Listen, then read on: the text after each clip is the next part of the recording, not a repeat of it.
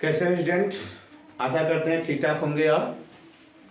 आज हम लोग देखेंगे कक्षा 12 का प्रकाश के चैप्टर का प्रिज्म जो होता है, प्रिज्म के अपवर्तनांक का सूत्र निकालेंगे। ये भी क्या होता है, बोर्ड एग्जाम बोर्ड परीक्षा के लिए और क्या है, बहुत इंपॉर्टेंट है ये।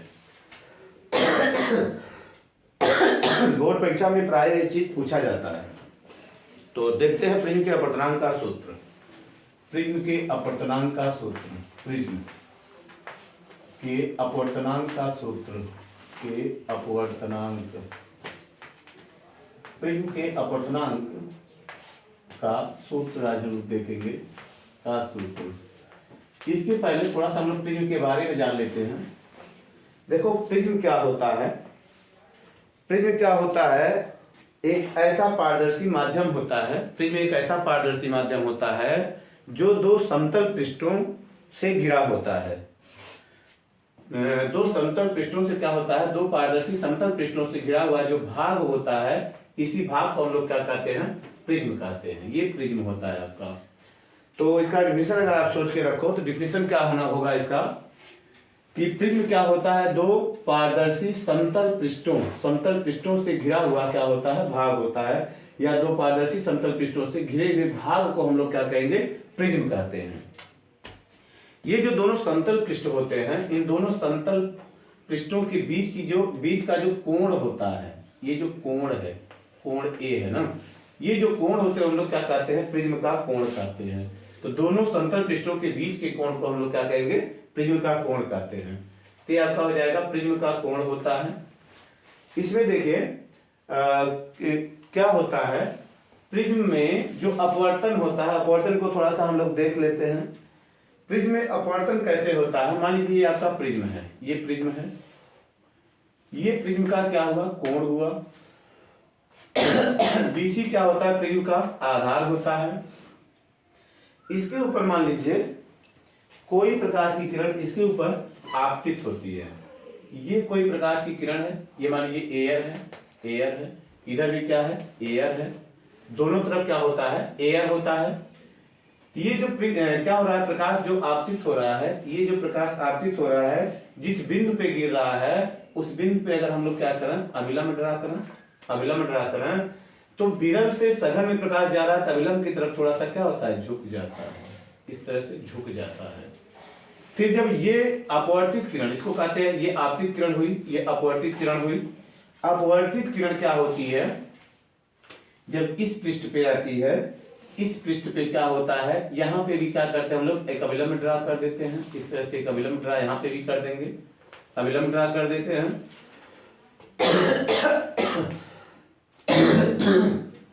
अब जो प्रकाश होगा सघन माध्यम से कहा जाएगा, विरल माध्यम में। जब सघन से विरल में जाएगा, ये क्या होता है, अभिलंब से दूर हट जाता है। अब ये जो प्रकाश होगा अभिलंब से, सघन से कहां जा रहा है, विरल में, अभिलंब से क्या होता है, दूर हट जाता है। इस किरण को हम लोग कहते हैं निर्गत किरण। ये आपकी निर्गत किरण होती है, निर्गत है ये, निर्गत किरण है ये किरण। ये आपकी आपतित किरण होती है, आपतित किरण है। ये क्या होती है, अपवर्तित किरण होती है। फिलहाल बीच में नहीं लिखते हैं इसको। ये चीज होता है, इसमें अपवर्तन होता है, अपवर्तन का ये चीज होता है, इसको हम लोग लिख देंगे, बिंदु लिख देते हैं, ई लिख देते हैं, यहाँ पे बिंदु लिख देते हैं, पी लिख देते हैं, यहाँ पे हम लोग लिख देते हैं क्यू, पी व क्यू बिंदु हो जाते हैं। अब देखो इसमें एक चीज पूछा जाता है प्रिज्म में कि विचलन कोण क्या होता है, विचलन कोण, एंगल ऑफ डेविएशन, विचलन कोण क्या होता है, इसको बोलते हैं एंगल ऑफ डेविएशन बोलते हैं, angle of deviation. Angle of deviation होता है, विचलन कोण होता है ना। विचलन कोण किसे कहते हैं, इसको हम लोग डेल्टा अक्षर से क्या करते हैं, शो करते हैं। तो विचलन कोण का डिफिनेशन कभी कभी क्या होता है, पूछा जाता है। विचलन कोण का क्या होगा, डिफिनेशन आपसे पूछा जाएगा ना। तो चलिए ठीक है, विचलन कोण का डिफिनेशन हम लोग कैसे बताएंगे। इसमें क्या होता है, जो आपतित किरण आपकी होती है, आपतित किरण, ये आपतित किरण है ना, आपतित किरण को आगे बढ़ाने पर, आगे बढ़ा दिया, तथा निर्गत किरण को, ये निर्गत किरण है, निर्गत किरण को पीछे बढ़ाने पर इस तरह से हम लोग क्या करेंगे, इस पटरी रख के इसको पीछे बढ़ाएंगे। आपतित किरण को आगे बढ़ाने पर तथा निर्गत किरण को पीछे बढ़ाने पर इनके बीच ये जो कोण बनता है उसी को हम लोग क्या कहते हैं, विचलन कोण कहते हैं। आपतित किरण को आगे बढ़ाने पर, निर्गत किरण को पीछे बढ़ाने पर इनके बीच जो कोण बनता है उसे हम लोग क्या कहेंगे, विचलन कोण कहते हैं। तो विचलन कोण को क्या करेंगे, आप ध्यान में रखेंगे, एंगल ऑफ डेविएशन होता है, विचलन कोण ये होता है ना। तो विचलन कोण को ध्यान में रखोगे। ये कोण क्या होता है, आपतन कोण होता है आई। ये कोण क्या होता है, अपवर्तन कोण होता है आर। ये क्या होता है, इस पृष्ठ के लिए आपतन कोण का काम करेगा आई डैश, आई डैश होता है। और ये क्या होता है आपका, इसको हम लोग बोल देते हैं आई डैश, निर्गमन कोण इसको बोलते हैं। नहीं, ये बिंदु आपका क्यू है, क्यू, इसको निर्गमन कोण बोलते हैं, निर्गत कोण बोलते हैं, आई होता है ना। तो इस तरह से ये चीज आपका क्लियर होता है। इसमें देखो विचलन कोण हो गया। अल्पतम विचलन कोण क्या होता है, अल्पतम, अल्पतम, अल्पतम, अल्पतम विचलन कोण किसे कहते हैं हम लोग, अल्पतम विचलन कोण, विचलन कोण। देखिए अल्पतम विचलन कोण क्या होगा, इसको हम लोग डेल्टा एम से शो करते हैं ना, minimum angle of deviation, minimum angle of deviation. अल्पतम विचलन कोण देखिए क्या होता है, अल्पतम विचलन कोण क्या होता है, एक विशेष आपतन कोण पर ना, एक विशेष आपतन कोण पर, आपतन कोण पर विचलन कोण का मान क्या होता है, सबसे कम होता है। एक विशेष आपतन कोण पर, एक विशेष लिख के रखेंगे, एक विशेष आपतन कोण पर, विशेष आपतन कोण पर, कोण पर विचलन कोण का मान क्या होता है, न्यूनतम होता है। विचलन कोण का मान, विचलन कोण का मान न्यूनतम होता है, न्यूनतम होता है, विचलन कोण का मान न्यूनतम होता है। इसी न्यूनतम विचलन कोण को, इसी न्यूनतम विचलन कोण को हम लोग क्या कहते हैं, अल्पतम विचलन कोण कहते हैं। न्यूनतम विचलन कोण को अल्पतम विचलन कोण कहते हैं, को अल्पतम विचलन कोण कहते हैं। इसको आप ध्यान में रखोगे, विचलन कोण कहते हैं, ठीक है ना, इसको याद करके रखेंगे। देखिए ये क्या होता है, अगर हम आपतन कोण के मान को क्या करें, बढ़ाते जाएं बढ़ाते जाएं बढ़ाते जाएं, तो विचलन कोण क्या होता है, घटता है घटता है घटता है। लेकिन क्या होता है, और अधिक बढ़ाने पर, आपतन कोण को और अधिक बढ़ाने पर विचलन कोण का मान क्या होता है, बढ़ने लगता है। यानी आपतन कोण का मान एक क्या करेंगे हम लोग, आपतन कोण को बढ़ाते जाएं बढ़ाते जाएं बढ़ाते जाएं, तो विचलन कोण क्या होता है, बढ़ता जाता है बढ़ता जाता है बढ़ता जाता है, घटता जाता है। विचलन कोण का मान घटता जाता है। आपतन कोण बढ़ाने पर विचलन कोण का मान क्या होता है, घटता है। एक विशेष आपतन कोण पर अब घटाते हैं, आपतन कोण को हम लोग बढ़ाते जाए विचलन कोण घटता जाएगा घटता जाएगा घटता जाएगा। एक समय ऐसा आता है कि विचलन कोण घटना क्या होता है, आपतन कोण बढ़ाते रहेंगे, एक विशेष आपतन कोण ऐसा आएगा जिसके बाद क्या होता है, जब आपतन कोण को बढ़ाएंगे हम लोग, विचलन कोण क्या होता है, बढ़ने लगता है। इसका जो ग्राफ बनाते हैं हम लोग, देखिए इसका जो ग्राफ होता है, ग्राफ इसका होता है, देखो अगर हम लोग क्या करें, इधर डेल्टा ले लें और इधर क्या ले लें, आपतन कोण को ले लें ना, तो इसमें क्या होता है, अब देखो आपतन कोण का मान जब हम लोग बढ़ाएंगे तो विचलन कोण का मान क्या होता है, घटता है। देखिए जब इधर जाएंगे इधर आपतन कोण बढ़ेगा ना, और नीचे आएंगे विचलन कोण क्या होगा, घटेगा। तो हम लोग देखिए मान लीजिए विचलन कोण यहाँ पे कुछ था, यहाँ पे कुछ था, हम लोग आपतन कोण को बढ़ा रहे हैं, मतलब जैसे जैसे दूरी इधर जाएगी आपतन कोण बढ़ेगा, लेकिन विचलन कोण घट रहा घट रहा घट रहा घट रहा। यहाँ पे क्या होता है, एक विशेष आपतन कोण पर, एक विशेष आपतन कोण पर जो विचलन कोण होता है वो न्यूनतम होता है ना, ये न्यूनतम होता है, इसी को न्यूनतम विचलन कोण कहते हैं। यहां तक आपतन कोण बढ़ाने के बाद देखिए इधर आपतन कोण बढ़ रहा है, विचलन कोण घट रहा है, लेकिन क्या होता है जब हम लोग इस मान पे पहुंचते हैं आई के, यहां से विचलन आपतन कोण बढ़ाने पर विचलन कोण क्या होता है, बढ़ने लगता है ना, यहां से विचलन कोण बढ़ने लगेगा, आपतन कोण बढ़ाने पर विचलन कोण बढ़ने लगेगा। इसी विशेष आपतन कोण को, नहीं जिस विशेष आपतन कोण पर विचलन कोण का मान क्या होता है, न्यूनतम होता है, उसे हम लोग क्या कहेंगे, अल्पतम विचलन कोण कहते हैं। देखिए अल्पतम विचलन के लिए कुछ शर्तें होती हैं, इनको ध्यान में रखेंगे। पूछा जा सकता है आपसे अल्पतम विचलन के लिए शर्तें क्या होती हैं। देखिए अल्पतम विचलन के लिए शर्तें, अल्पतम विचलन के लिए शर्तें क्या होती हैं। विचलन के लिए शर्तें, कुछ शर्तें होती हैं, के लिए शर्तें कौन सी शर्तें होती हैं। पहला तो होता है, देखिए पहला होता है आई बराबर कितना होता है, आई डैश होता है ना। आपतन कोण और निर्गमन कोण क्या होते हैं, बराबर होते हैं। दूसरा क्या होता है, आर बराबर होता है आर डैश होता है, आर बराबर आर डैश होता है। ये शर्तें होती हैं इसमें कि आपतन कोण निर्गमन कोण के बराबर होगा और यहाँ पे जो अपवर्तन कोण होगा इस पृष्ठ के लिए आपतन कोण के क्या होगा, बराबर होता है। इस चीज को ध्यान में रखेंगे, ये अल्पतम विचलन की शर्त होता है ना। इन कंडीशन को फॉलो करना होगा। अब हम लोग क्या करते हैं, प्रिज्म के अपवर्तनांक के लिए क्या करेंगे, सूत्र निकालेंगे। प्रिज्म के अपवर्तनांक के लिए सूत्र हम लोग निकालते हैं। देखिए क्या होगा, प्रिज्म के अपवर्तनांक के लिए सूत्र, प्रिज्म के अपवर्तनांक के लिए सूत्र, अपवर्तनांक, प्रिज्म के अपवर्तनांक के लिए सूत्र,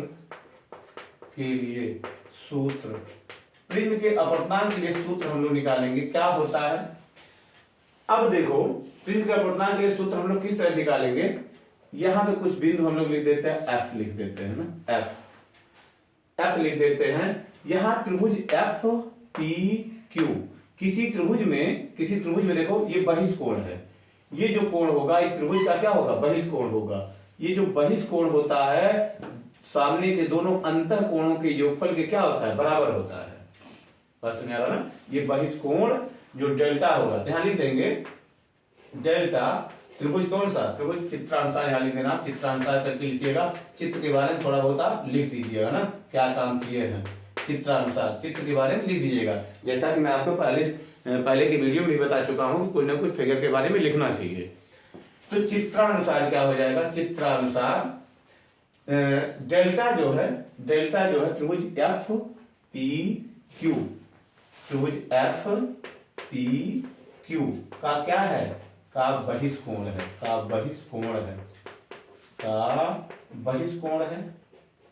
बहिष्कोण है ना। डेल्टा त्रिभुज एफ पी क्यू का क्या है, बहिष्कोण है। जब बहिष्कोण होगा, ये जो बहिष्कोण होता है इन दोनों कोणों के योगफल के क्या होता है, बराबर होता है। ज्यामिति का नियम होता है ना। इसलिए क्या हो जाएगा, जो डेल्टा बराबर होगा, डेल्टा बराबर हो जाएगा कोण एफ पी क्यू, यानी ये वाला कोण एफ पी क्यू प्लस हो जाएगा ये वाला कोण एफ क्यू पी, कोण एफ क्यू पी, यानी ये कोण ना।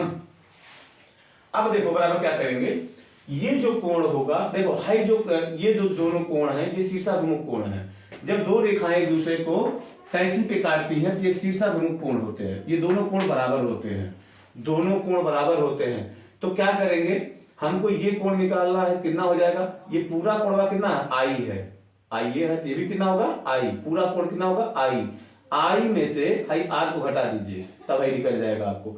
आई में से आर को घटा दो, यानी आई माइनस आर, कोण एफ पी क्यू, ये पूरा आई में से आर घटाओ, आई माइनस कितना हो जाएगा, आर, आई माइनस आर होगा, ठीक। प्लस कितना हो जाएगा, प्लस ये वाला कोण कितना हो जाएगा, ये वाला कोण हो जाएगा I dash minus R dash, ये वाला हो जाएगा I dash minus R dash हो जाएगा, ठीक, बराबर। अब देखो आई को आई के साथ में ले लो, आई प्लस कितना लिख देंगे हम लोग, आई डैश, ये दोनों एक साथ हो जाएंगे, माइनस इसमें से कॉमन हो जाएगा, तो बचेगा कितना, आर प्लस आर डैश हो जाएगा, ठीक। ये डेल्टा बराबर हो जाएगा, डेल्टा बराबर अल्पतम विचलन की स्थिति में क्या हो जाएगा, अल्पतम विचलन की स्थिति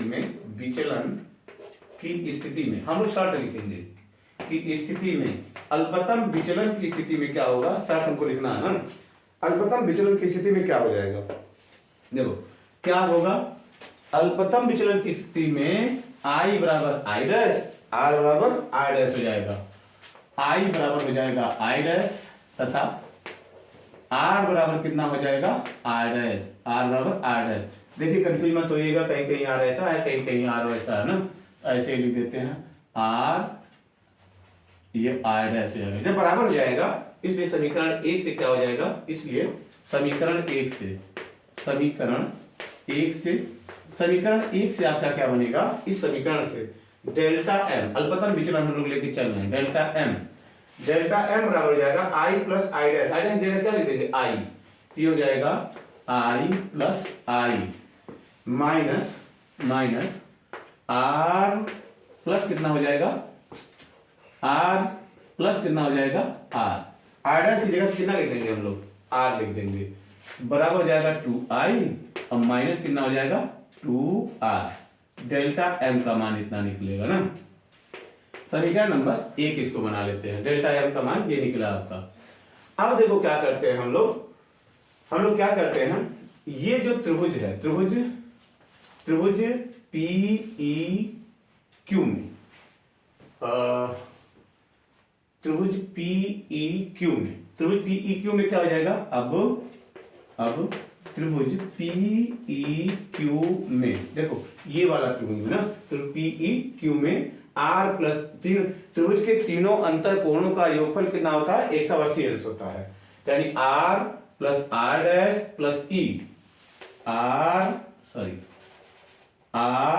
plus R dash plus E बराबर कितना हो जाएगा 180 अंश, कोण E बराबर 180 अंश।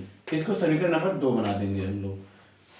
फिर देखिए किसी भी चतुर्भुज में क्या होता है, आमने सामने के कोणों का योगफल कितना होता है 180 अंश होता है ना। तो चतुर्भुज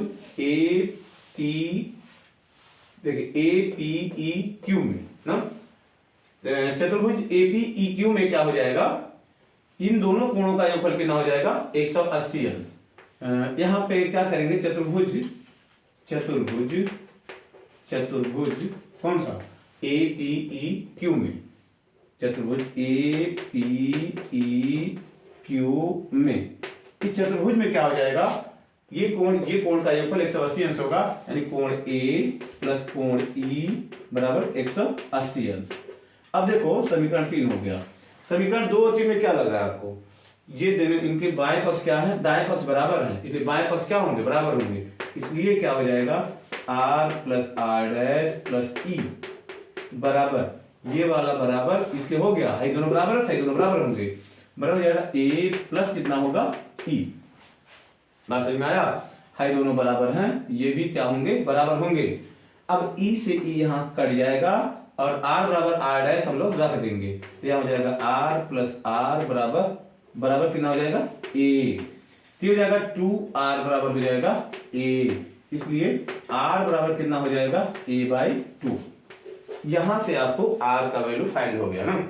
जब R का वैल्यू आपको निकल गया, तो आपको क्या करना है, I का वैल्यू निकालना है, I का वैल्यू। तो इसका आप क्या करेंगे, एक स्क्रीनशॉट लेंगे, स्क्रीनशॉट लेने के बाद अब आगे बढ़ते हैं, इसको मिटाते हैं, स्क्रीनशॉट लीजिए, उसके बाद इसको मिटाते हैं। देखिए फिर हम लोग क्या करेंगे, R का वैल्यू क्या करते हैं हम लोग इक्वेशन 1 में रखेंगे, फ्रॉम इक्वेशन 1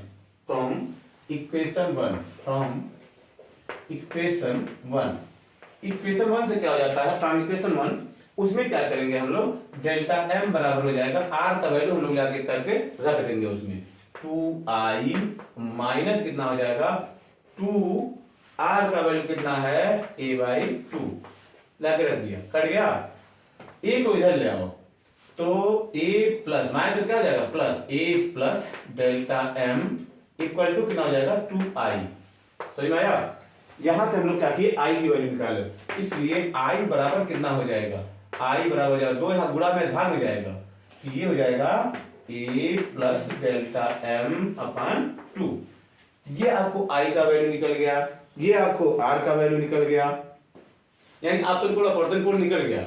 इसलिए बाय स्नेल्स लॉ, स्नेल के रूल से, बाय स्नेल रूल नहीं, स्नेल के रूल से क्या हो जाएगा, n बराबर क्या होता है, प्रिज्म के पदार्थ का अपवर्तनांक कितना हो जाएगा, n बराबर होता है साइन आई बटे साइन आर।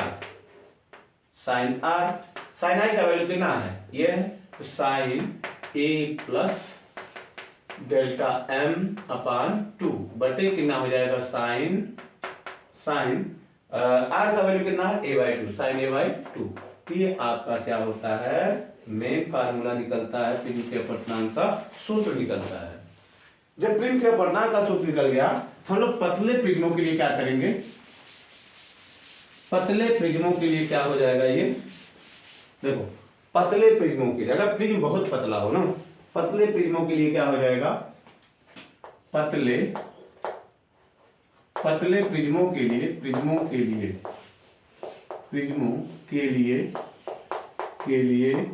ए क्या होगा, वो छोटा होगा, ए बहुत छोटा